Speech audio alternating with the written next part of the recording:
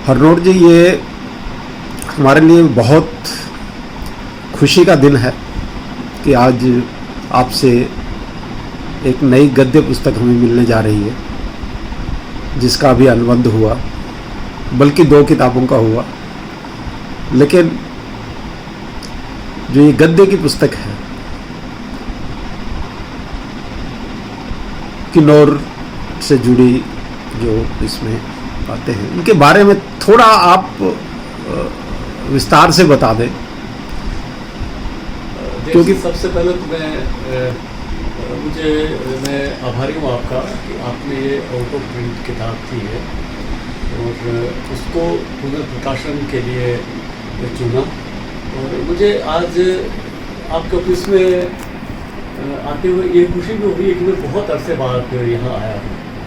और जब मैं बहुत पहले आया था तो आपका ये शोरूम इतना किताबों से भरा हुआ नहीं था, लेकिन आज बहुत खुशी हो रही है कि हमारे शिमला के साथ पंचकुला में इतना बड़ा पब्लिकेशन है। जहाँ तक ये इस किताब का संबंध है, ये मेरे शुरुआती दिनों की पुस्तक है। 1988 और 89 में दफ्तर की तरफ से एक टूर बना था,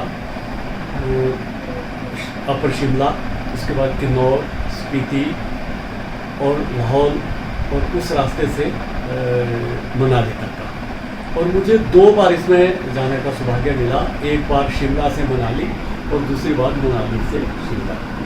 तो हालांकि मैं ऑफिशियली कोई डिप्यूट नहीं किया गया था, लेकिन हमारे जो उस तत्कालीन एमडी थे, उन्होंने मुझे कहा था, नोट तुम लिखते हो थे, इस ग्रुप के साथ जाओ, टूर था।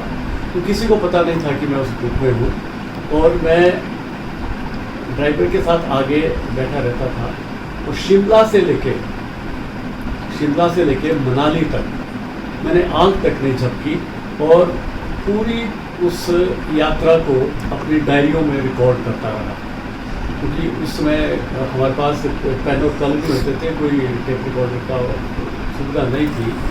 लेकिन ये बहुत ही मेरे लिए, मेरे जीवन का है बहुत बड़ा टूर था, क्योंकि आप देख रहे हैं कि जब आप किन्नौर जाते हैं तो किन्नौर और स्पीति का जो एरिया है वो 10,000 फीट से एबव की यात्रा है सारी।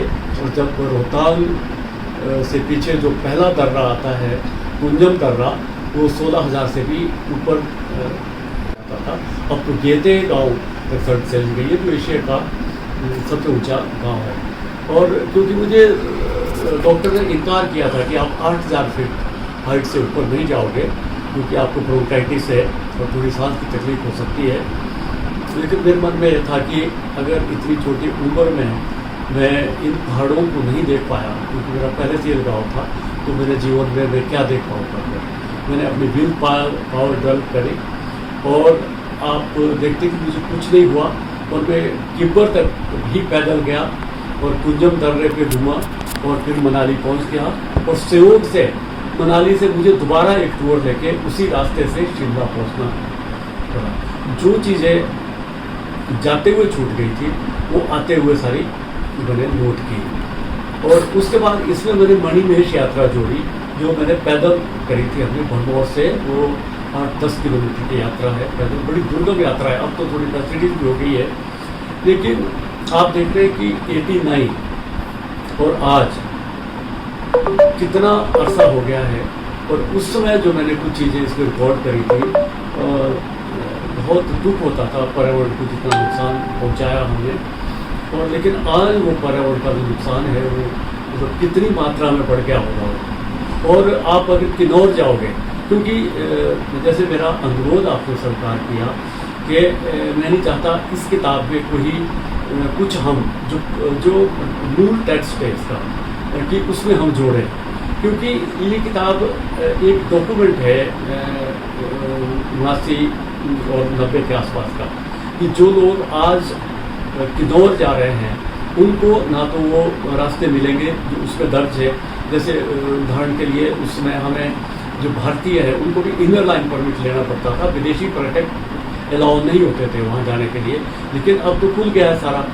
वांगटू चेक पोस्ट होती थी, वांगटू से आगे आप नहीं जा सकते थे बिना परमिट के, लेकिन अब वो वांगटू जो पुल है और जो वांगटू चेक पोस्ट होती थी वो बाढ़ में पूरी तरह तबाह हो गई है, और अब तो वांगटू उस चेक पोस्ट का नामो निशान नहीं है।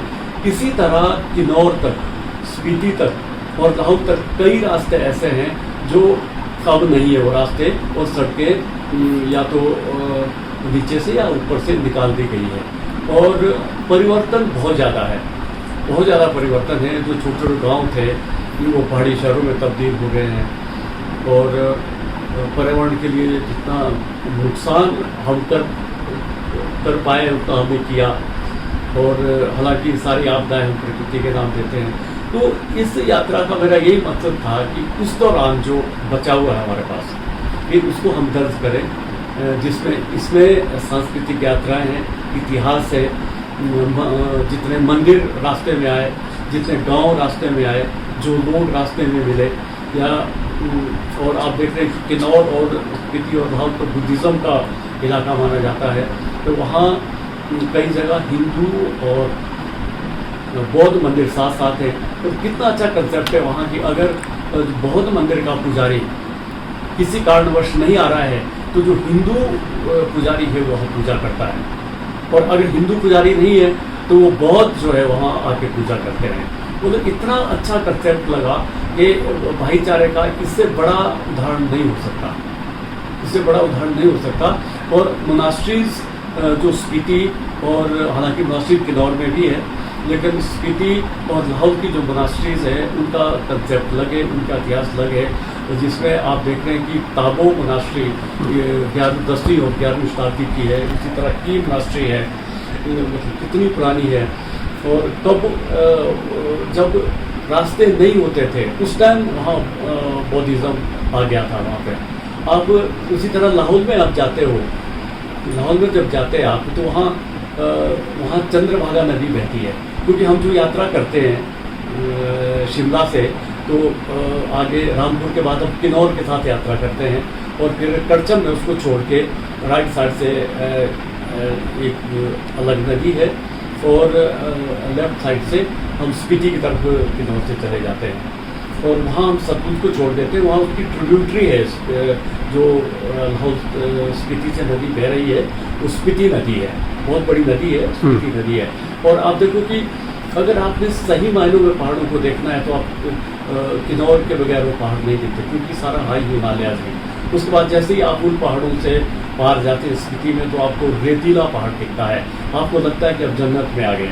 फिर कुंजम दर्रा है जो 6 महीने बंद रहता है। जब आप कुंजम दर्रे से नीचे उतरोगे तो वहाँ आपको नदी दिखाई देगी, जो चंदर ताल जो झील है वो इतनी निर्मल है, और इतनी वो अगर उसके फोटोग्राफ आप देखें तो आपको ये लगेगा कि पता नहीं कहाँ आ गए।